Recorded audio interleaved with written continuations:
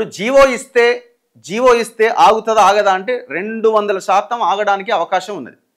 ఎవరైనా పొరపాటున కోర్టుకు పోతే జీవో ఇచ్చి అమలైతే ఓకే, జీవో ఇచ్చిన తర్వాత ఎవరైనా కోర్టుకు పోతే కోర్టు ఆపడానికి ఎక్కువ అవకాశాలు ఉన్నాయి. ఆపొద్దనే కోరుకుందాం. ఎందుకు అవకాశాలు ఉన్నాయంటే గతంలో కూడా ఇది జరిగింది.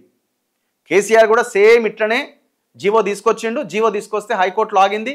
మళ్ళీ సుప్రీంకోర్టుకి వెళ్తే సుప్రీంకోర్టు కూడా ఇమీడియట్గా మీరు ఈ పిటిషన్ వెనక్కి తీసుకుంటారా, మొత్తం రిజర్వేషన్స్ ఇబ్బంది జరుగుతుంది అని చెప్పడంతో పిటిషన్ వెనక్కి తీసుకోవడం జరిగింది. ఎగ్జాంపుల్స్ ఉన్నాయి. పోనీ ఏమన్నా ఎలక్షన్ ప్రాసెస్ని స్టార్ట్ చేసి టకీమని ఎలక్షన్లకు వెళ్ళిపోతే ఎలక్షన్స్ అయిపోయినాయి అనొచ్చు అని అనుకోవడానికి అవకాశం ఉందంటే అట్లా కూడా కనబడతలేదు.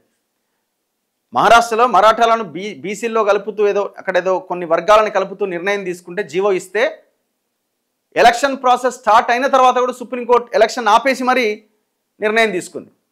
సో ఏ రకంగా చూసినా ఇది జరగడానికి అవకాశం లేదు. మళ్ళీ అల్టిమేట్గా ఇది పార్టీ పరంగా మేము 42% ఇస్తున్నామని వీళ్ళు ఎలక్షన్లోకి వెళ్ళే అవకాశాలే ఎక్కువగా కనబడుతున్నాయి.